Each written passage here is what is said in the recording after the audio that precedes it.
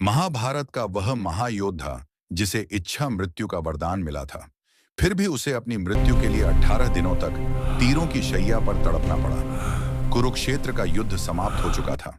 रणभूमि में तीरों की शैया पर लेटे भीष्म पितामह अपनी अंतिम सांसें गिन रहे थे। जब भगवान श्री कृष्ण उनसे मिलने पहुंचे, तो भीष्म ने कांपती आवाज में पूछा, केशव, मुझे अपने पिछले 10 जन्म याद हैं। मैंने कभी कोई पाप नहीं किया, फिर मुझे यह असहनीय पीड़ा क्यों मिली? श्री कृष्ण ने शांत स्वर में कहा, आपने 10 जन्म देखे हैं, लेकिन यह पाप आपके 11वें पिछले जन्म का है। उस जन्म में आप एक राजकुमार थे। एक दिन मार्ग में एक सांप आ गया। आपने भलाई की सोच से उसे धनुष की नोक से उठाकर पीछे फेंक दिया, ताकि वह किसी को न काटे। पर दुर्भाग्य से वह सांप कंठीली झाड़ियों में गिर गया। वह जितनी बार निकलने का प्रयास करता, कांटे उसके शरीर में और धंसते जाते। 18 दिनों तक तड़पने के बाद उसने प्राण त्याग दिए।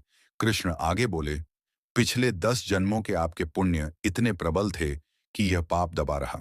लेकिन इस जन्म में, जब द्रौपदी का चीरहरण हो रहा था और आप सामर्थ्य होते हुए भी मौन रहे, जब आपने धर्म छोड़ अधर्म की सेना का नेतृत्व किया, तब पुण्यों का कवच टूट गया।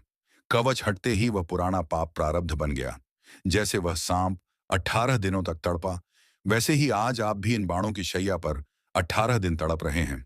भीष्म समझ गए, कर्म का फल चाहे देर से मिले, मिलता अवश्य है। इस सत्य के लिए कमेंट में लिखें, जय श्री कृष्ण।